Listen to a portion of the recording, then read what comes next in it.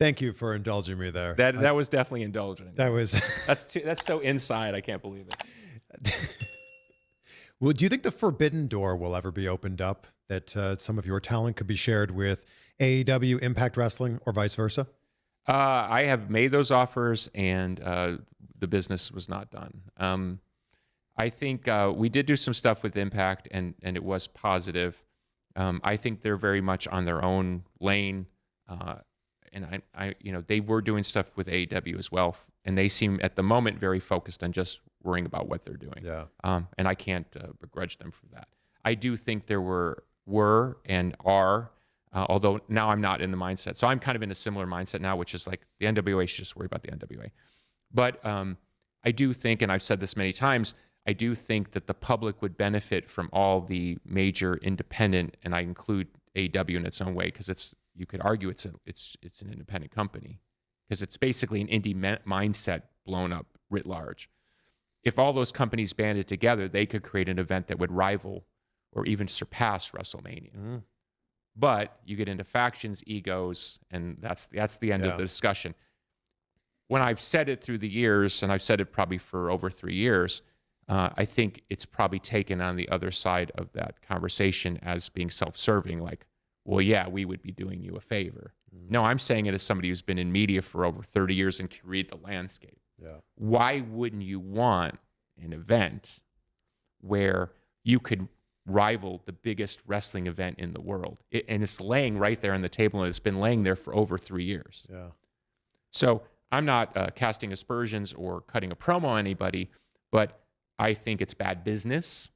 And let's just pretend the NWA doesn't exist and there's no Billy Corgan. I'm just Billy Corgan, the rock star, making a point about meta politics in the world. Mm-hmm. The way the world works is they only pay attention if something is screaming in their face, pay attention.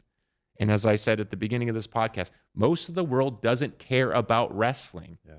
That is not a negative against wrestling. We're sitting here talking because we love wrestling. Yes. And we're talking to a lot of people who love wrestling. Yes. Why wouldn't you want the world who doesn't love wrestling to hear and find out about what you love? Yeah. So if you want to talk about, an Omega or, whoever, Will Ospreay, why wouldn't you want the whole world to see Will Ospreay give a 9-star Meltzer jerk-off match? We've already seen it, and we've benefited as fans to watch greatness happen.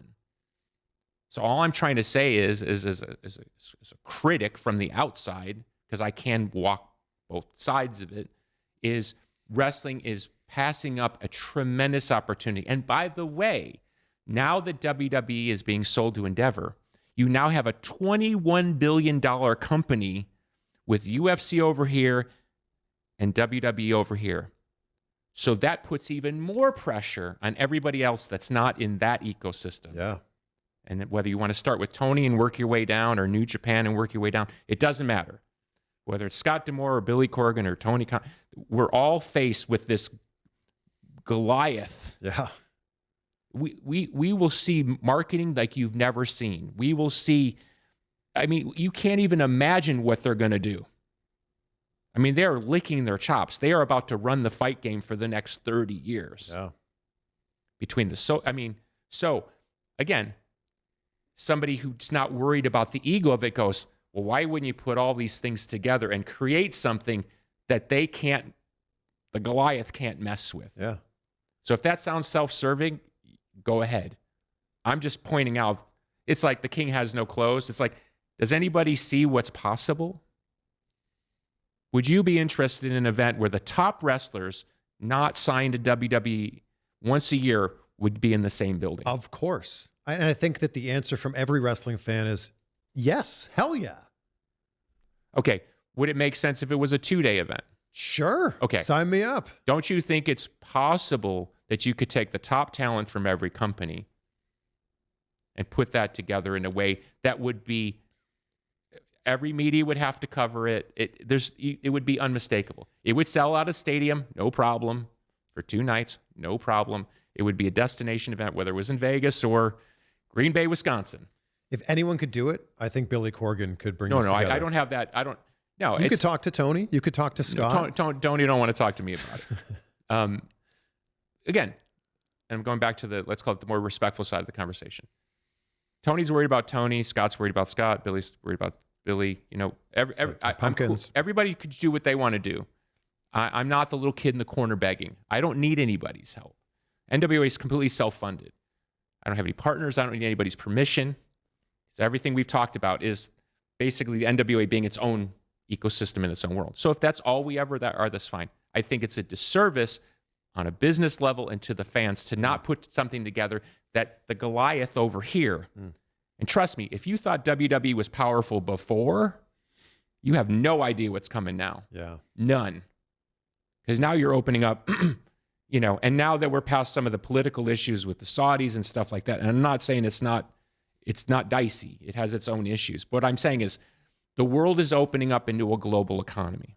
If you're a business person and you don't sit there and go, oh my God, you know how many people don't watch television the way that we watch television in the West, and they're now coming on board because all you need is a phone. Yeah. You don't even need a cable box. I mean, that is the stuff of wet dreams. Can you imagine going back in time to Sam Mushnick and say, this is where wrestling can be and what wrestling could reach? They wouldn't even believe it was possible. Yeah. They were worried about selling tickets at the Kansas City War Memorial. You know what I mean?